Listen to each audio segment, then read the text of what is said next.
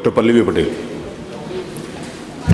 आपका बहुत बहुत आभार कि उच्च शिक्षा विभाग से पूछे गए मेरे मुख्य प्रश्न के सापेक्ष आपने मुझे अनुपूरक पूछने की आज्ञा प्रदान करी। माननीय अध्यक्ष जी, शिक्षक महज पढ़ाने वाले कर्मचारी नहीं होते, बल्कि किसी भी प्रदेश और देश की शिक्षा व्यवस्था की मुख्य धुरी होते हैं। और आज इस देश की जो वर्तमान परिस्थितियां हैं, उसमें चाहे यूनिवर्सिटी में कार्यरत प्रोफेसर्स हो, चाहे राजकीय महाविद्यालय में कार्यरत शिक्षक, दोनों ही सरकार द्वारा पढ़ाई की गुणवत्ता बढ़ाने, उन पर कंट्रोल रखने और अपने अधिकारों के बीच एक सामंजस्य बैठाने का कार्य करने की धुरी में लगे हुए हैं। एक शिक्षक जब मानसिक और शारीरिक रूप से स्वस्थ होता है और स्वस्थ तन और मन से काम करता है, तो उसके बहुत ही सकारात्मक प्रभाव छात्र छात्राओं पर, शिक्षा प्रणाली पर और उससे निकलने वाले नतीजों पर पड़ते हैं।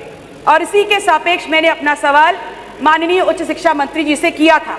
बहुत ही मैं आगे बढ़ूं माननीय अध्यक्ष जी, उससे पहले मैं ये जरूर कहना चाहूँगी, आपके तरफ आपका ध्यान आकृष्ट करना चाहूँगी कि पिछले मानसून सत्र के दौरान भी इसी विषय पर मैंने जानकारी मांगी थी, और जिसमें मुझे यूनिवर्सिटी में कार्यरत प्रोफेसर्स, राजकीय महाविद्यालयों में कार्यरत शिक्षकों के सापेक्ष चयन प्रक्रिया, नियुक्ति प्रक्रिया, रिटायरमेंट प्रक्रिया, कैजुअल लीव के संदर्भ में समस्त जानकारी दी गई।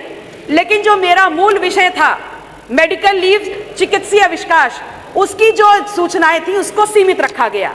आज पुनः मैंने वही सवाल किया है और बहुत ही क्रिस्प और क्लियर किया था कि क्या यूनिवर्सिटी प्रोफेसर्स चिकित्सीय अवकाश से आच्छादित हैं, जबकि वहीं पर राजकीय महाविद्यालयों में कार्यरत जो शिक्षक हैं वो उससे आच्छादित हैं।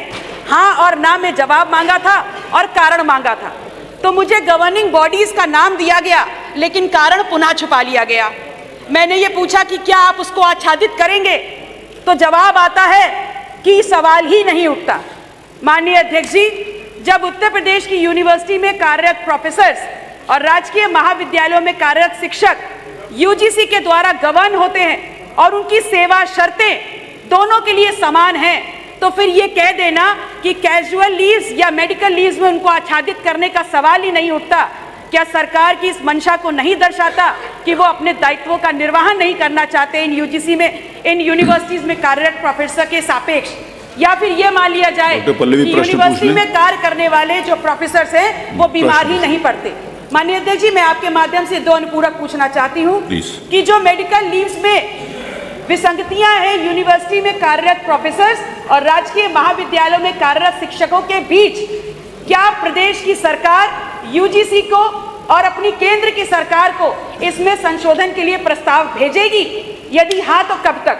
माननीय अध्यक्ष जी, मेरा दूसरा प्रश्न ये है कि जैसे आपने एक जियो ला करके राजकीय महाविद्यालय के शिक्षकों को मेडिकल लीव से आच्छादित करने का कार्य किया है, क्या ऐसा कोई प्रस्ताव आप विश्वविद्यालय अधिनियम 1973 में ला करके यूनिवर्सिटी में कार्यरत प्रोफेसर्स को भी मेडिकल लीव्स के उस अनुदान के अंदर आच्छादित करेंगे?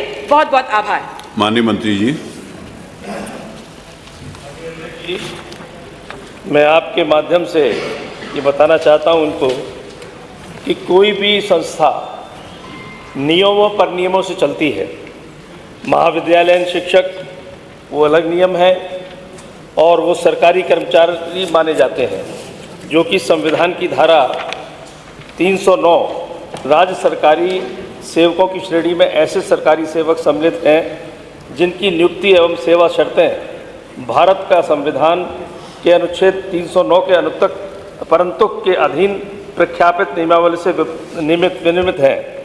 उत्तर प्रदेश राज्य विश्वविद्यालय अधिनियम 1973 के अधीन स्थापित राज्य विश्वविद्यालय तथा उनसे संबद्ध संयुक्त एवं घटक के कर्मचारी अधिनियम 1973 के अधीन प्रख्यापित नियमों से विनियमित होते हैं। जहाँ तक सवाल इनका है महाविद्यालयीन राज्य कर्मचारियों के, उनका वो राज्य कर्मचारियों की श्रेणी में आते हैं तो उनके अलग हैं, विश्वविद्यालय के अलग हैं।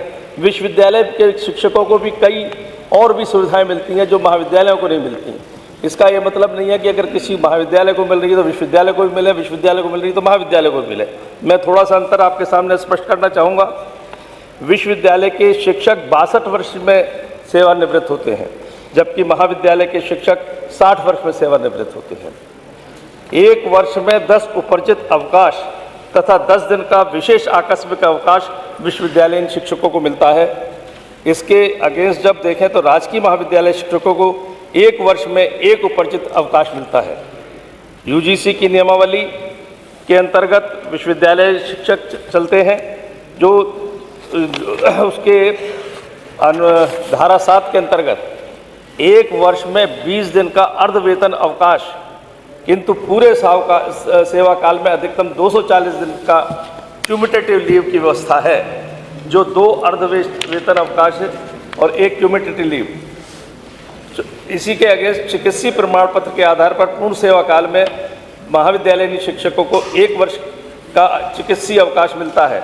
इस तरह से दोनों की तुलना कभी भी नहीं की जा सकती और सबको अलग अलग कहीं ना कहीं लाभ मिलता है। इनके तुलनात्मक अध्ययन करके किसी को लाभ नहीं, नियमों से चल सकते हैं हम लोग। नियम है उसमें रिटायरमेंट प्रोसीजर, नियुक्ति प्रोसीजर की बिल्कुल डिटेल व्याख्या करी गई है, कैजुअल लीव्स की व्याख्या करी गई है, लेकिन आपके जो मेडिकल लीव्स हैं उसकी व्याख्या नहीं है। और जिसके सापेक्ष आपने बोला कि राज्य कर्मचारी हैं, उसमें भी आपने मेडिकल लीव्स की व्याख्या नहीं करी है और ना ही आपने जो यूनिवर्सिटी के कर्मचारी हैं उनके लिए की है। इसीलिए मैंने बोला कि क्या आप संशोधन प्रस्ताव वहां देंगे? नहीं, उन्होंने बताया कि सारे मेडिकल लीव्स के लिए क्या क्या किसके लिए अनुमन है, 1 साल में कितना है, टोटल कितना है, सारी की सारी उन्होंने बताया है। सर मेडिकल लीव्स की व्याख्या नहीं है, जो उन्होंने बताया, उन्होंने पूरा बात बताई। राजकीय महाविद्यालयों के लिए अभी जियो लाया गया है, लेकिन यूनिवर्सिटीज में जो प्रोफेसर है उसके वो सभी लोगों का एक साथ तुलना नहीं हो सकती। राजकीय महाविद्यालयों की अलग परिस्थिति होती है, यूनिवर्सिटीज के अलग है, वो अलग गवर्न होते हैं, स्टेट से गवर्न होते हैं, उसमें ऑनरेबल गवर्नर, वो सब अलग अलग सारे विषय सब एक उसके अंदर नहीं दिए जा सकते। प्रश्न संख्या 2 शेरनील प्रधान।